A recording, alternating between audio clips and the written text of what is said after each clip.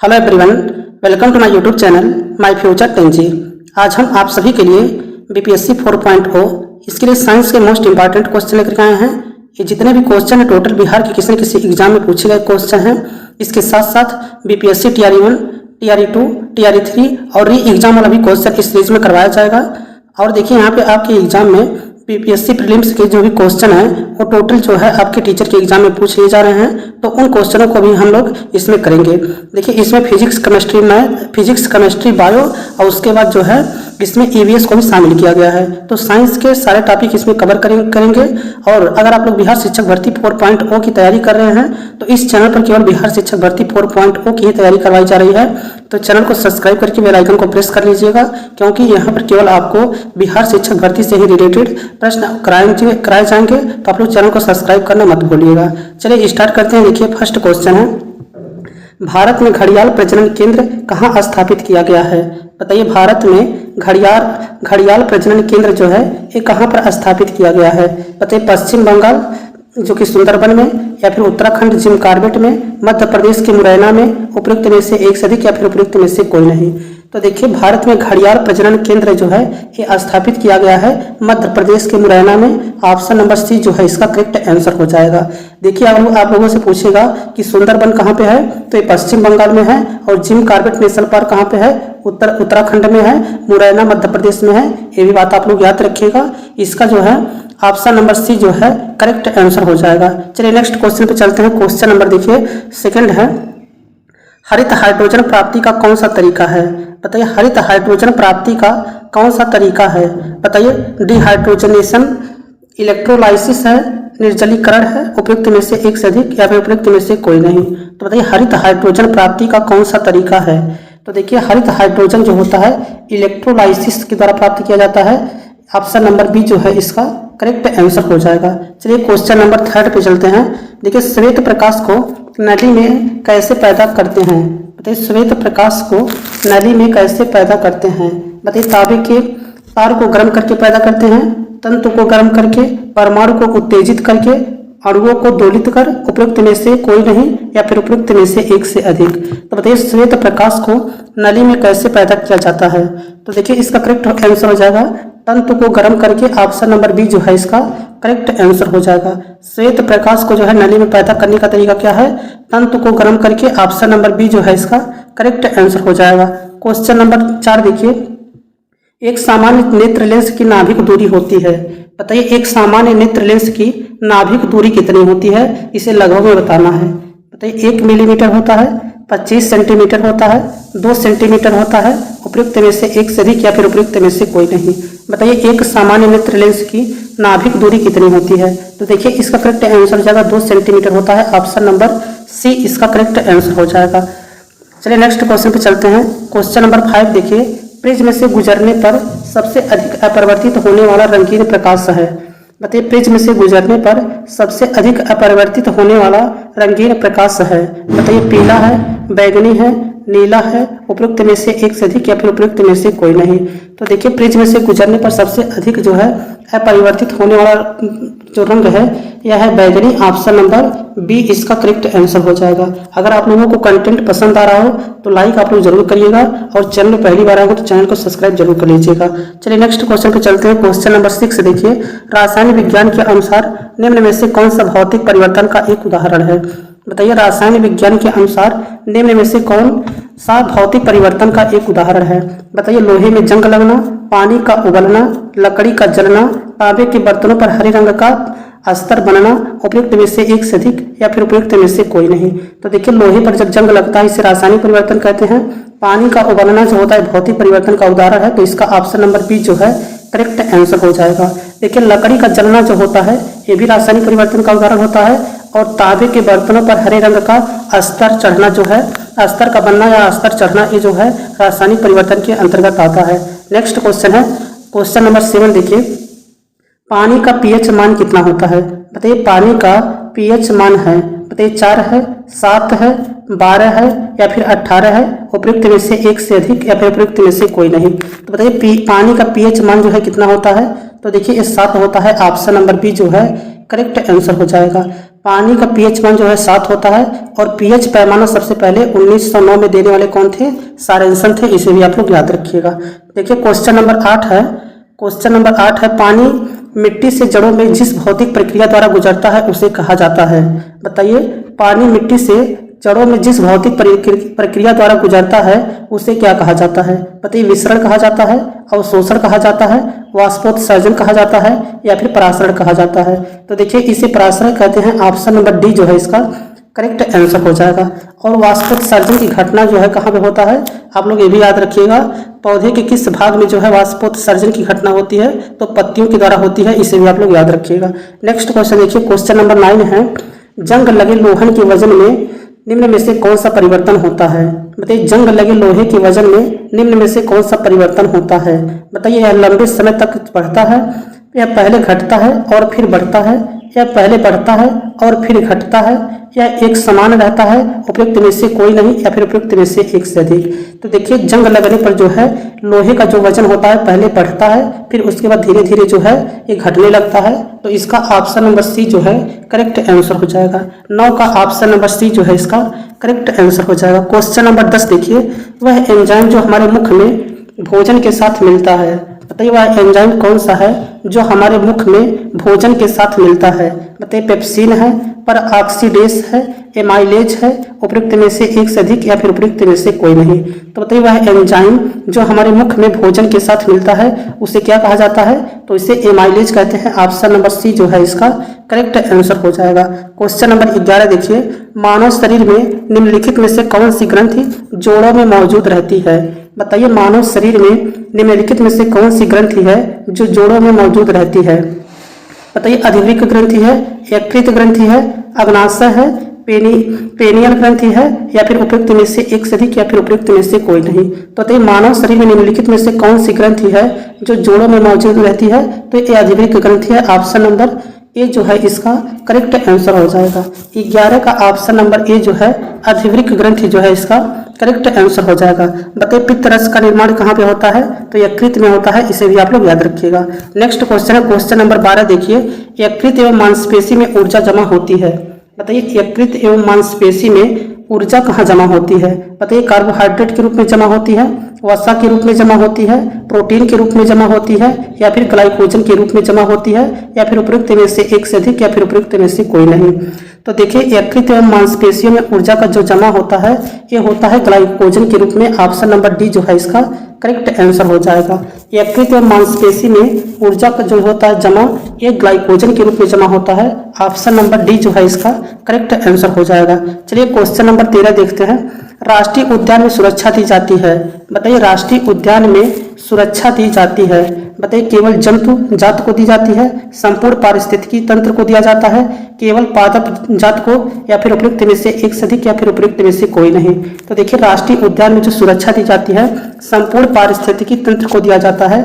Option number B जो है इसका करेक्ट आंसर हो जाएगा। देखिए, ये बीपीएससी टीआरई 3.0 री एग्जाम 2024 में क्वेश्चन पूछा गया है पीआरटी में। नेक्स्ट क्वेश्चन है, प्राकृतिक संसाधनों के संरक्षण के लिए अफ्रीकी सम्मेलन किस वर्ष आयोजित किया गया था?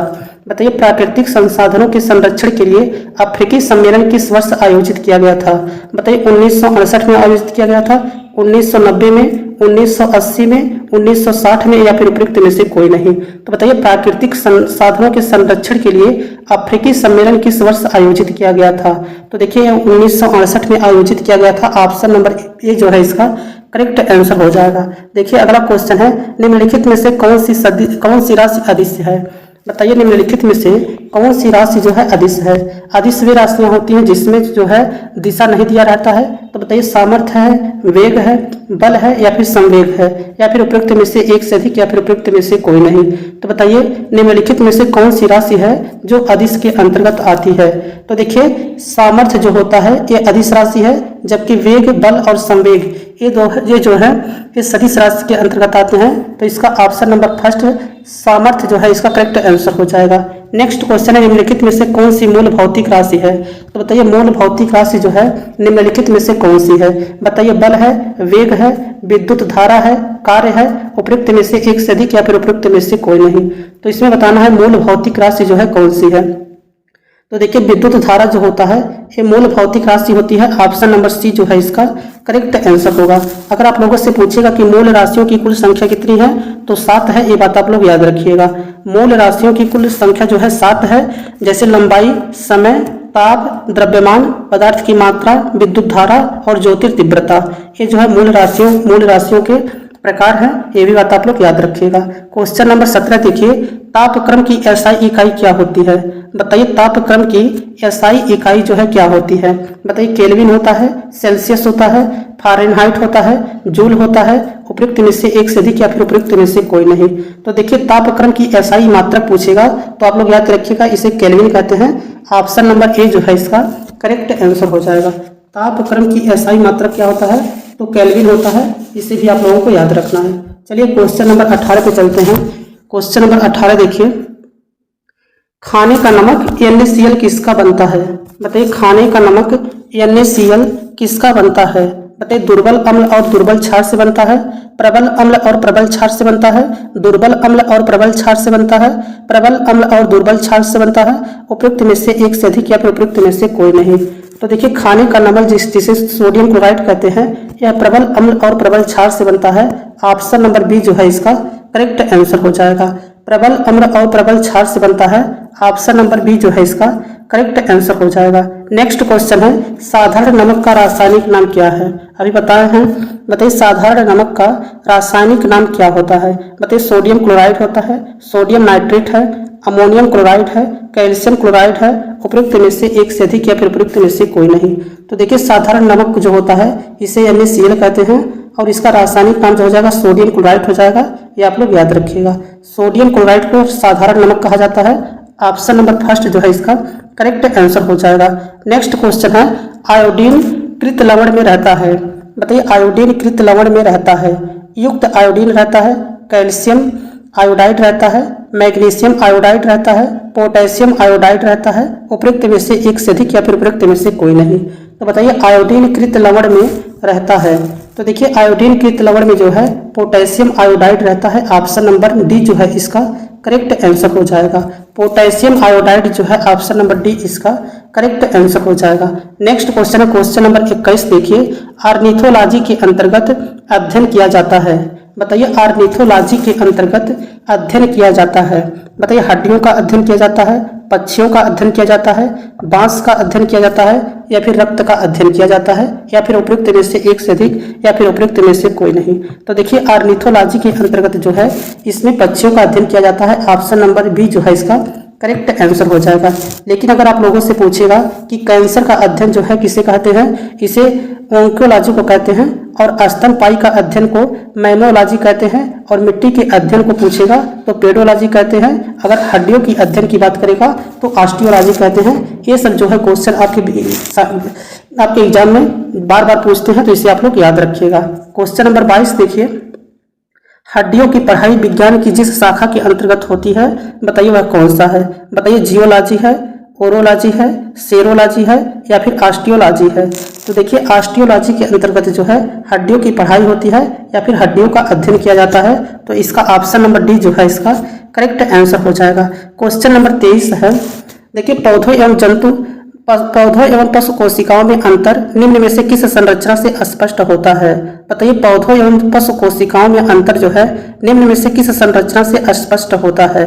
बताइए नाभिक से स्पष्ट होता है, एंजाइम से स्पष्ट होता है, कोशिका भित्त से, उपयुक्त में से एक से अधिक या फिर कोई नहीं।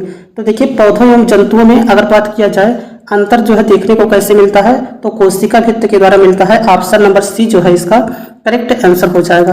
क्वेश्चन नंबर देखिए 24 है, अम्ल वर्षा एसिड रेन होती है। बताइए अम्ल वर्षा का कारण क्या होता है?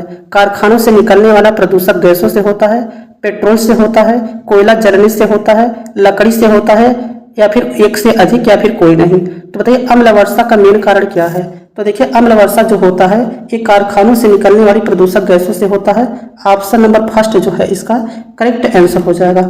अम्ल वर्षा का मेन कारण क्या है? कारखानों से निकलने वाले प्रदूषक गैस होते हैं। ऑप्शन नंबर ए जो है इसका करेक्ट आंसर हो जाएगा। चलिए नेक्स्ट क्वेश्चन पे चलते हैं। अगला क्वेश्चन देखिए, बायोगैस का मुख्य घटक कौन सा है? बताइए बायोगैस का मुख्य घटक कौन सा होता है? बताइए, हाइड्रोजन सल्फाइड होता है, मीथेन होता है, हाइड्रोजन होता है, उपयुक्त में से एक से अधिक या फिर उपयुक्त में से कोई नहीं। तो बताइए बायोगैस का मुख्य घटक जो है क्या होता है? तो देखिए बायोगैस का मुख्य घटक जो है मीथेन है। ऑप्शन नंबर बी जो है इसका करेक्ट आंसर हो जाएगा। बायोगैस का मुख्य घटक जो है मीथेन होता है। ऑप्शन नंबर बी जो है इसका करेक्ट आंसर हो जाएगा। नेक्स्ट क्वेश्चन है क्वेश्चन नंबर 26। देखिए विद्युत शक्ति की इकाई क्या है? बताइए विद्युत शक्ति की इकाई जो है क्या होता है? बताइए एम्पियर होता है, वोल्ट होता है, कूलाम होता है या फिर वाट होता है? तो देखिए विद्युत शक्ति की मात्रक की बात करेगा तो वाट होता है। ऑप्शन नंबर डी जो है इसका करेक्ट आंसर हो जाएगा। अगर पूछेगा आप लोगों से वोल्ट जो है किसको मापता है, तो विभवांतर या फिर विद्युत विभव को मापता है। वोल्ट जो है विभवांतर या फिर विद्युत विभव को मापता है, ये भी बात आप लोग याद रखिएगा। कूलाम जो होता है ये आवेश को मापता है, ये भी आप लोगों को पता होना चाहिए। और एम्पियर जो है किसको मापता है? विद्युत धारा को मापता है, ये आपको पता होगा। तो ये सब क्वेश्चन जो है आपके एग्जाम में बार बार पूछे जाते हैं, तो इन सबको अच्छे से आप लोग याद रखिएगा। नेक्स्ट क्वेश्चन देखिए, विद्युत विभवांतर की इकाई क्या है? बताइए अभी हम आपको बताए हैं कि विद्युत विभवांतर की इकाई क्या होता है। कूलाम होता है, वाट होता है, वोल्ट होता है या फिर ओम होता है? तो देखिए विद्युत विभवांतर की बात करेगा तो ये वोल्ट होता है। ऑप्शन नंबर सी जो है इसका करेक्ट आंसर हो जाएगा। कूलाम जो होता है आवेश को मापता है, वोल्ट जो होता है किसको मापता है? विभवांतर और विद्युत विभव को मापता है, और एम्पियर जो होता है ये विद्युत धारा को मापता है, ये भी बात आपको याद होना चाहिए। देखिए ओम जो होता है विद्युत प्रतिरोध का मात्रक है, ये भी आपको याद रहना चाहिए। नेक्स्ट क्वेश्चन देखिए क्वेश्चन नंबर 28 है, चालक की विद्युत प्रतिरोध की इकाई क्या है? देखिए अभी हम आपको बताए भी हैं। बताइए चालक की विद्युत प्रतिरोध की इकाई क्या होता है? बताइए फैराड होता है, वोल्ट होता है, एम्पियर होता है या फिर ओम होता है? तो देखिए विद्युत प्रतिरोध की बात करेगा तो विद्युत प्रतिरोध का इकाई जो होता है ये ओम होता है। ऑप्शन नंबर डी जो है इसका करेक्ट आंसर हो जाएगा। एम्पियर जो है विद्युत धारा को मापता है, और वोल्ट जो होता है विभवांतर या फिर विद्युत विभव को मापता है। ये सब आपको याद होगा। नेक्स्ट क्वेश्चन देखिए क्वेश्चन नंबर 29 देखिए, पेट्रोलियम अनेक का मिश्रण है। बताइए पेट्रोलियम जो है ये हाइड्रोक्साइडों का मिश्रण है या फिर अम्लों का मिश्रण है या फिर लवणों का मिश्रण है या फिर हाइड्रोकार्बनों का मिश्रण है? बताइए पेट्रोलियम जो होता है यह किसका मिश्रण होता है? तो देखिए यह हाइड्रोकार्बनों का मिश्रण होता है। ऑप्शन नंबर डी जो है इसका करेक्ट आंसर हो जाएगा। पेट्रोलियम जो होता है ये हाइड्रोकार्बनों का मिश्रण होता है।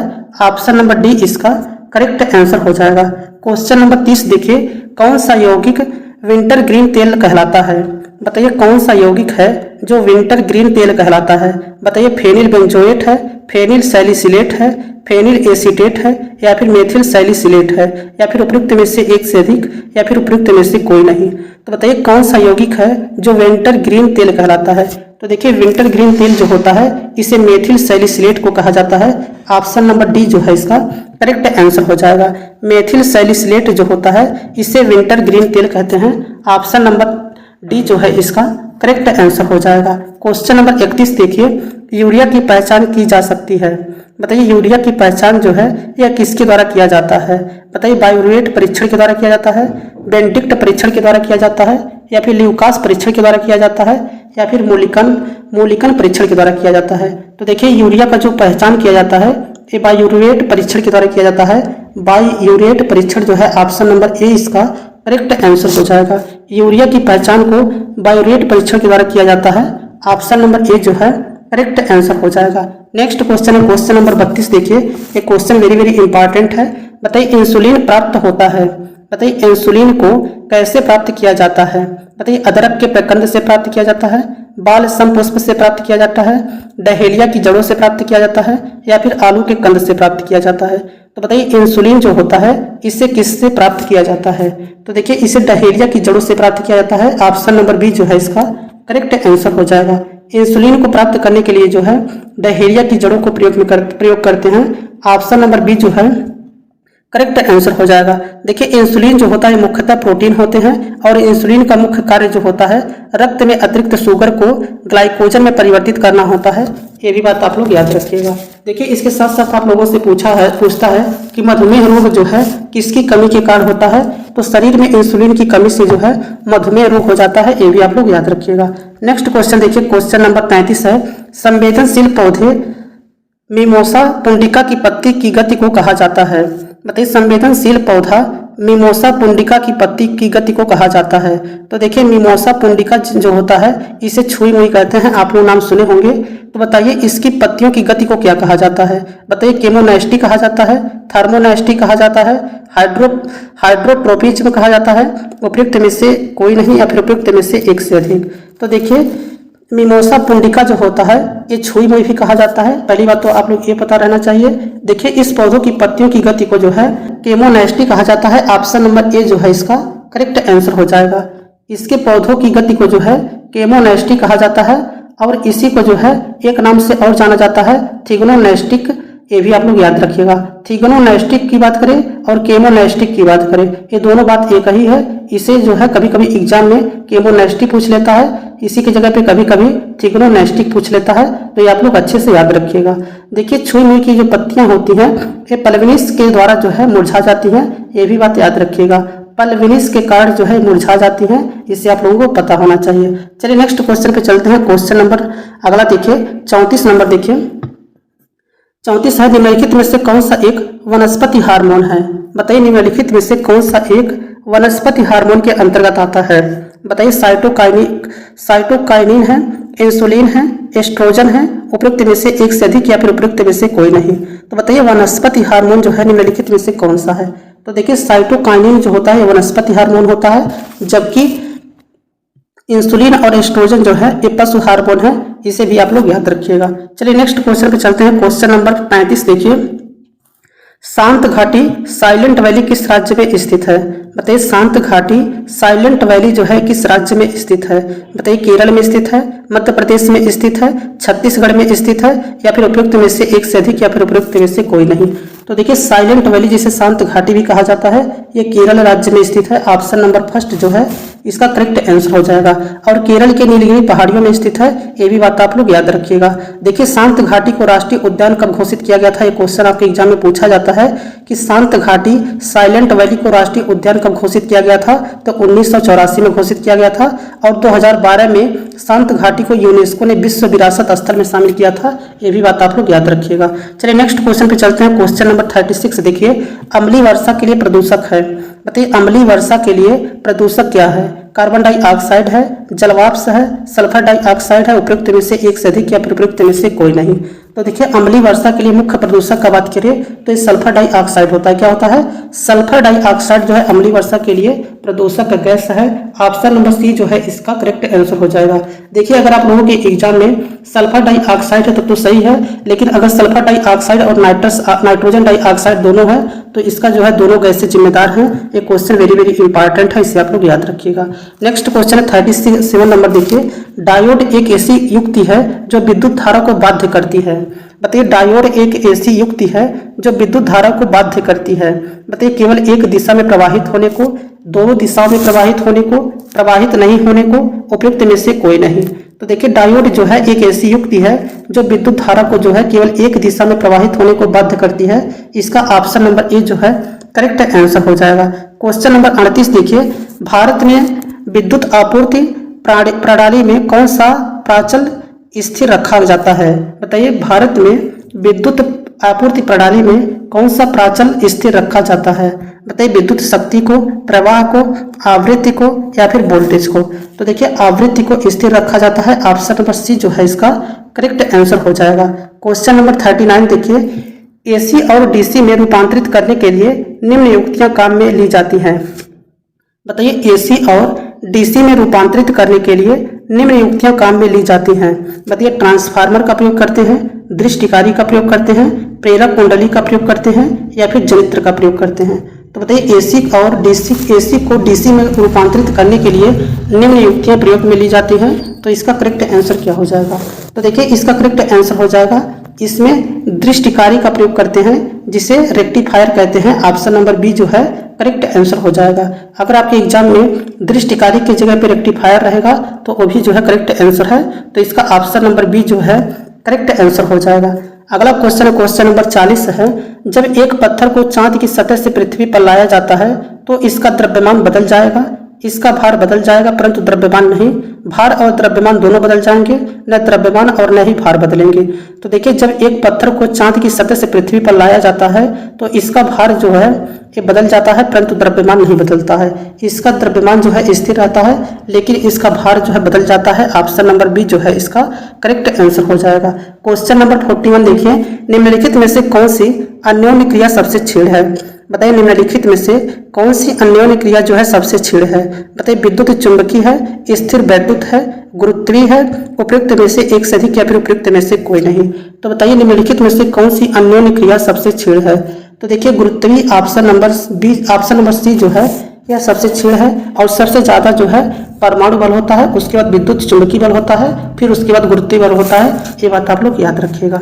नेक्स्ट क्वेश्चन देखिए 42 नंबर क्वेश्चन है, यदि एक पंख, एक रबर की गेंद और एक लकड़ी की गेंद निर्वात में एक समान ऊंचाई से स्वतंत्रता पूर्वक एक साथ गिर रहे हैं तो सबसे पहले पंख, बताइए पंख सबसे पहले जमीन पर पहुंच जाएगा, रबर की गेंद सबसे पहले जमीन पर पहुंच जाएगी, लकड़ी की गेंद सबसे पहले जमीन पर पहुंच जाएगी, या फिर तीनों एक साथ जमीन पर पहुंचेंगे, या फिर एक से अधिक, या फिर इसमें से कोई नहीं।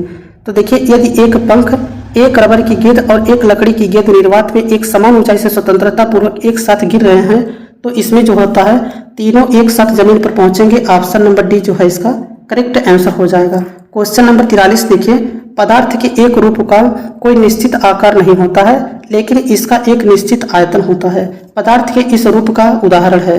बताइए पदार्थ के एक रूप का कोई निश्चित आकार नहीं होता है, लेकिन इसका एक निश्चित आयतन होता है। पदार्थ के इस रूप का एक उदाहरण है। तो बताइए यह कौन सा उदाहरण है? तो मिट्टी का तेल है। ऑप्शन नंबर सी जो है इसका करेक्ट आंसर हो जाएगा। क्वेश्चन नंबर 44 देखिए, कोई धातु सोना है या नहीं यह जानने के लिए आमतौर पर एक प्राथमिक परीक्षण के रूप में किस अम्ल का प्रयोग किया जाता है? बताइए कोई धातु सोना है या नहीं यह जानने के लिए आमतौर पर एक प्राथमिक परीक्षण के रूप में किस अम्ल का प्रयोग किया जाता है? बताइए सल्फ्यूरिक अम्ल का प्रयोग किया जाता है, हाइड्रोक्लोरिक अम्ल का प्रयोग किया जाता है, सल्फ्यूरिक अम्ल का प्रयोग किया जाता है, या फिर नाइट्रिक अम्ल का प्रयोग किया जाता है? तो देखिए नाइट्रिक अम्ल का जो है प्रयोग करते हैं। ऑप्शन नंबर डी जो है इसका करेक्ट आंसर हो जाएगा। अगला क्वेश्चन क्वेश्चन नंबर 45 देखिए, भारत में प्रचुर मात्रा में पाया जाने वाला अयस्क है। बताइए भारत में प्रचुर मात्रा में पाया जाने वाला अयस्क कौन सा है? बताइए मोनाजाइट है, बॉक्साइट है, फ्लोरोस्पार है, या फिर मैग्नेटाइट है? तो बताइए भारत में प्रचुर मात्रा में पाया जाने वाला अयस्क जो होता है ये कौन होता है? तो ये बॉक्साइट होता है। ऑप्शन नंबर सी जो है इसका करेक्ट आंसर हो जाएगा। भारत में प्रचुर मात्रा में पाया जाने वाला अयस्क जो है ये बॉक्साइट होता है। अगर पूछेगा आप लोगों से बॉक्साइट जो है भारत के किस राज्य में सर्वाधिक पाया जाता है, तो ये भी आप लोग याद रखिएगा कि बॉक्साइट जो है सर्वाधिक मात्रा में जो है उड़ीसा राज्य में पाया जाता है। इसका ऑप्शन नंबर सी जो है करेक्ट आंसर हो जाएगा। यहाँ पे आर्डर ऊपर नीचे है, इसे आप लोग एडजस्ट कर लीजिएगा। नेक्स्ट क्वेश्चन है क्वेश्चन नंबर 46 देखिए, लीची का खाद्य भाग है। बताइए लीची का खाद्य भाग क्या होता है? बताइए एरिल होता है, थैलेमस होता है, बीज कोट होता है, उपयुक्त में से एक से अधिक, या फिर उपयुक्त में से कोई नहीं। तो बताइए लीची का खाद्य भाग जो है ये क्या होता है? तो देखिए लीची का खाद्य भाग जो होता है एरिल होता है। ऑप्शन नंबर ए जो है इसका करेक्ट आंसर हो जाएगा। लीची का खाद्य भाग जो होता है एरिल होता है। ऑप्शन नंबर ए जो है इसका करेक्ट आंसर हो जाएगा। अगर पूछेगा आम का कौन सा खाद्य भाग होता है, तो मध्य फलभित्ति होता है, और नारियल का भ्रूण पोष होता है, और सेब का जो है मांसल पुष्पासन होता है। इसे भी आप लोग याद रखिएगा।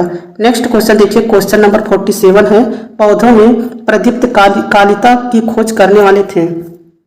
बताइए पौधों में प्रदीप्त कालिता की खोज करने वाले हैं। बताइए गार्नर और एलार्ट है, स्टील्ट और सैलिसरी है, या फिर थीमाइन और स्कूग है? उपयुक्त में से एक से अधिक, या फिर उपयुक्त में से कोई नहीं। तो देखिए पौधों में प्रतिदीप्त कालिता की खोज जो है ये करने वाले जो थे गार्नर और एलार्ट। ऑप्शन नंबर ए जो है इसका करेक्ट आंसर हो जाएगा। क्वेश्चन नंबर 48 देखिए, मटर के तने का कुंडलन किसकी भी आसपास की संरचनाओं के चारों ओर किसका उदाहरण है? बताइए मटर के तने का कुंडलन किसी भी आसपास की संरचना के चारों ओर किसका उदाहरण है? बताइए यह किसका उदाहरण होता है?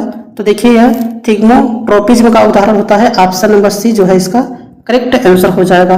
क्वेश्चन नंबर 49 देखिए, वायुमंडल में ऑक्सीजन का वृहद एवं उच्च स्रोत क्या है? बताइए वायुमंडल में ऑक्सीजन का वृहद एवं उच्च स्रोत क्या होता है?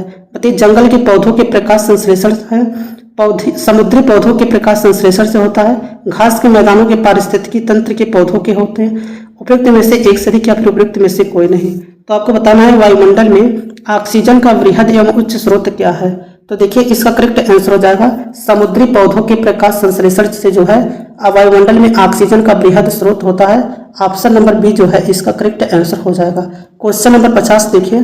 क्वेश्चन नंबर 50 है निम्न राष्ट्रीय उद्यानों में से कौन सा एक सही सुमेलित नहीं है। बताइए निम्न राष्ट्रीय उद्यानों में से कौन सा एक सही सुमेलित नहीं है। बताइए गुइंडी राष्ट्रीय उद्यान जो है ये तमिलनाडु में है या नहीं है। भगवान महावीर राष्ट्रीय उद्यान जो है ये बिहार में है या नहीं है। बाल प्रक्रम जो है ये कहाँ पे है, मेघालय में है या नहीं है, या उपयुक्त में से एक से अधिक या फिर उपयुक्त में से कोई नहीं। तो देखिए गुइंडी राष्ट्रीय उद्यान जो है ये तमिलनाडु में है, ये बात भी बिल्कुल सही है। भगवान महावीर राष्ट्रीय उद्यान जो है बिहार में है, ये भी सही है। बालपक्रम जो है राष्ट्रीय उद्यान जो है ये मेघालय में है, ये भी सही है। तो इसका ऑप्शन नंबर डी जो है उपयुक्त में से एक से अधिक करेक्ट हो जाएगा। अगर आप लोगों को वीडियो अच्छा लगा हो तो वीडियो को लाइक जरूर कर दीजिएगा। अगर आप लोग बिहार शिक्षक भर्ती 4.0 की तैयारी कर रहे हैं तो इस चैनल पर केवल बिहार शिक्षक भर्ती 4.0 की तैयारी करवाई जा रही है। तो आप लोग चैनल को सब्सक्राइब करके बेल आइकन को प्रेस जरूर कर लीजिएगा। Thanks for watching this video.